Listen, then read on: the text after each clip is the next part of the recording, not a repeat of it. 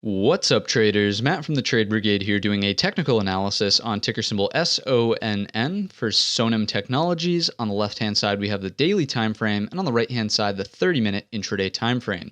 This is a new chart to the channel, so what we'll do is start by making ourselves a roadmap from the daily perspective, starting out by mapping out obvious areas of support and resistance. Then we'll drill down to that 30-minute and talk more nuance here. So there we go, and noting that we had resistance in this general area, and of course, I will talk about that from the 30-minute. What else are we seeing? Man, not a whole lot. Maybe this area in here also jumps off the page around 0.5601. For now, shifting the attention now to the 30-minute intraday. And of course, the main thing to consider before even talking any further is the fact that we have a gap in play here. Now, don't get me wrong. I can see that in the after-hour session, we're currently trading 0.58 by 0.5895, and that is going to be a gap fill. But what you like to see happen is that actually happen in a regular trading hour session, not the extended hours. So if we open back above in here, this gap does not count as closed. If we open below and trade through it, that's going to close it. Or if we open above and trade through it to the downside, that will also close it. But until that happens again in a regular trading hour session,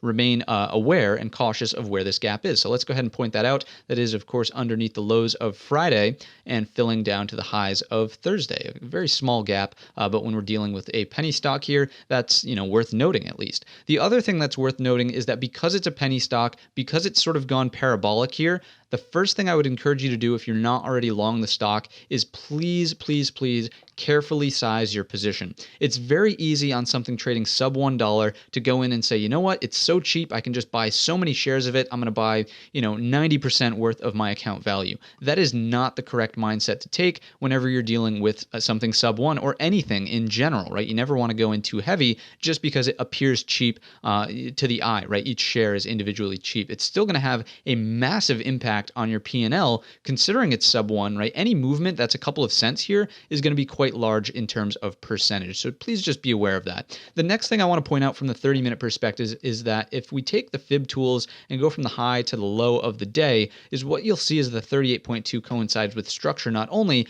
but we were not able to really get into it and test it after we hit that low of day and repeatedly test it in the future. You can certainly see this upper wick touches it, but really into the end of the day, this consolidation strikes me as weak. So we'll see if we get some more rollover here, some more downside activity. In that case, you're looking for potential reversals to come into play at this 0.56, as we know. So anything that comes into here starts printing hammer candles, indecision dojis, anything that would basically make you question, is this pullback coming to an end? Can we flip long over the highs and then get back up into some of the upside targets which we've outlined, excuse me, in today's video? That would be that scenario.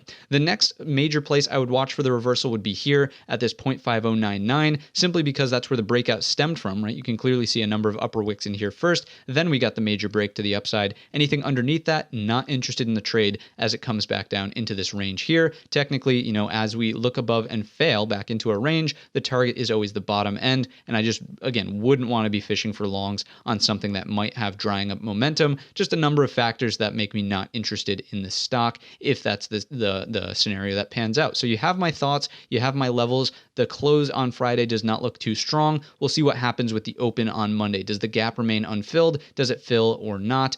Do we open underneath? In which case we have those levels to watch for pullback buys. So that's going to wrap it up. If you enjoyed the video or learned anything new, certainly let me know down below in the comments section or by giving the video a thumbs up. Don't forget our main channel is linked in the description, and all of that being said, I wish you a green trading week.